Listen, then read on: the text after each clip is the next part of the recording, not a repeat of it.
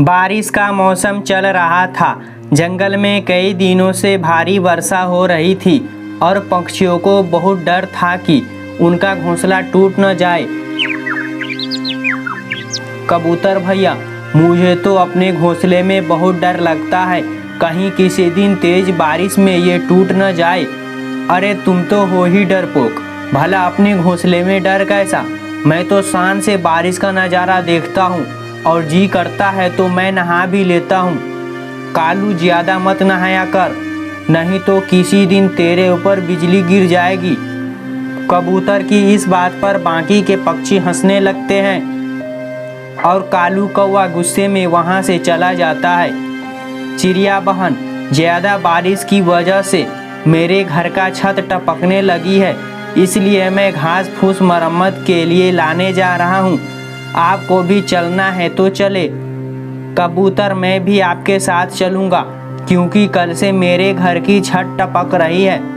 मेरा घोंसला तो बिल्कुल सही है, इसलिए आप लोग जाए, मैं किसी मीठे फल की तलाश में जा रही हूँ। फिर कबूतर और मिट्ठू तो तब वहाँ से चले जाते हैं और टोनी चिड़िया भी मीठे फल की खोज में चली जाती है। वो कबूतर का बच्चा मेरा बड़ा मजाक बनाता है, मौका मिलने दो, मैं छोड़ूंगा नहीं उसे। कालू जी, किस मौके की बात कर रहे हो? किसी से बदला तो नहीं लेना आपको? हाँ गौरी, उस कबूतर ने, उसने आज मेरा फिर से सब पक्षियों के सामने मजाक बनाया है। मैं उससे बदला लेकर रहूँगा। उससे तो मैं भी बदला लेना चाहती हूँ, परंतु कैसे? वो हर मुश्किल से बचकर तो भाग जाता है, मोटा कहीं का। फिर वे दोनों कबूतर से बदला लेने की ठान लेते हैं और गहरी सोच में पड़ जाते हैं। इधर कबूतर और मिट्ठू को घर आते हुए देर हो जाती है।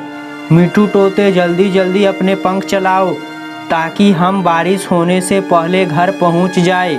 हाँ, मैं भी अपनी पूरी ताकत से उड़ रहा हूँ, आप चिंता न करो, हम बारिश होने से पहले घर पहुंच जाएंगे। वे दोनों बहुत तेज उड़ रहे थे। बिजली आसमान में कड़कने लगती है और बहुत तेज बारिश होने लगती है। कालू, मुझे लगता है कबूतर अभी तक अपने घर नहीं लौटा, ये सही मौका है उसे मज़ा चखाने का। गौरी, मैं कुछ समझा नहीं, ज़रा ठीक से बताओ, आखिर मुझे करना क्या है? बुद्धू कालू, ऐसे में सभी पक्षी अपने घरों में छुपे बैठे हैं और कबूतर का घोंसला हम तोड़ आएंगे और देखिएगा फिर आगे का नज़ारा।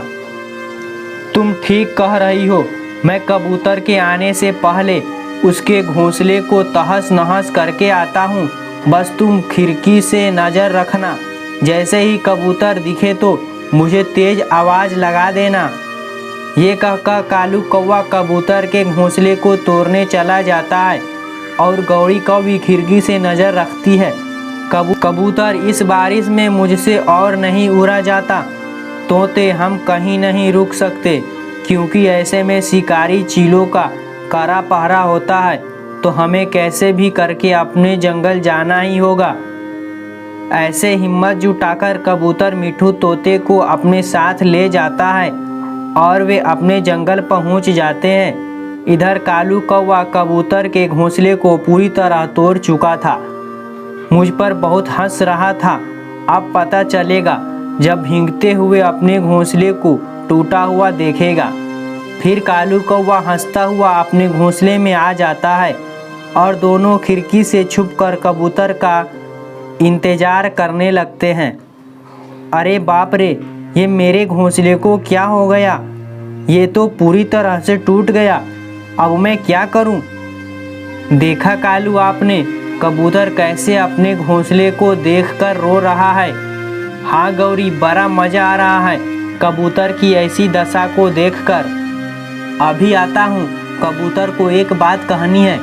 फिर कालू कौवा कबूतर के पास चला जाता है और उसका मजाक उड़ाते हुए कहता है, कबूतर, ज़्यादा बारिश में मत रहा करो, वरना तुम पर बिजली गिर जाएगी।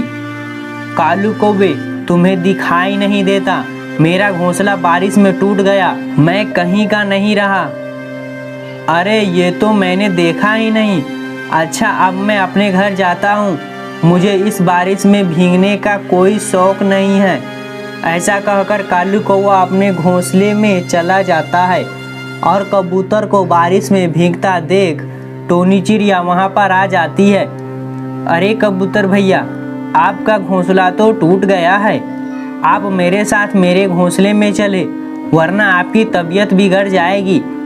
चिड़िया, कल रात को कितनी भयानक बारिश हुई थी, फिर भी मेरा घोंसला नहीं टूटा, और आज तो मामूली सी बारिश हुई है। मेरा घोंसला ऐसे नहीं टूट सकता, ये जरूर किसी ने जानबूझकर किया है। हाँ कबूतर भैया, बात आपकी सही है, पर अभी आप मेरे घर चले। फिर कबूतर चिड़िया के साथ उसके घर चला जाता है। रात भर जमकर बारिश होती है। सुबह को कबूतर सबसे पहले अपने घोंसले के पास जाता है। गौरी, कबूतर को तो देखो, टूटे हुए घोंसले को बनाने की कोशिश में लगा हुआ है। करने दो जो करता है, अब हमें क्या। कबूतर भैया, आप दोबारा से लकड़ी जमा करें और मजबूत सा घर बनाएं। ये लकड़ी तो बारिश में गल गई होगी, तभी तो आपका घोंसला टूट गया है।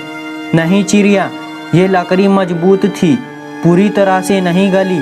मेरा शक है कोई मुझसे जलता है, उसने मेरा घोंसला जानबूझकर तोड़ा है। फिर कबूतर उन्हीं लकड़ियों से अपना दूसरा घोंसला बना लेता है।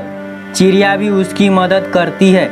इस तरह वे दोनों रात होने से पहले घर को तैयार कर लेते हैं। अरे कबूतर भैया, आपको तेज बुखार है, मैं अभी आपके लिए काढ़ा बनाकर लाती हूँ, उसे पीकर आप बिल्कुल स्वस्थ हो जाएंगे। हाँ चिड़िया, कल रात बारिश में भीगने से मुझे बुखार हो गया है। फिर चिड़िया थोड़ी देर बाद काढ़ा बनाकर ले आती है और कबूतर उसे पीने ही वाला था कि कालू और गौरी वहाँ पर आ जाते हैं। पियो कबूतर, खूब काढ़ा पियो, तभी आपकी तबीयत जल्दी जल्दी ठीक होगी। हाँ कालू गौरी, काढ़ा पीने से मुझे काफ़ी राहत महसूस हो रही है।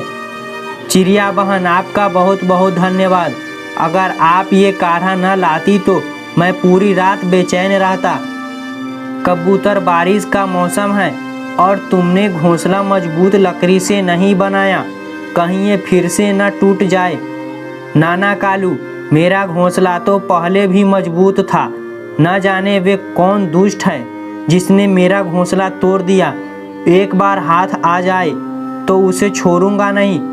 कबूतर की ये बात सुनकर कालू गौरी वहाँ से चले जाते हैं और टोनी चिड़िया भी अपने घोंसले में चली जाती है।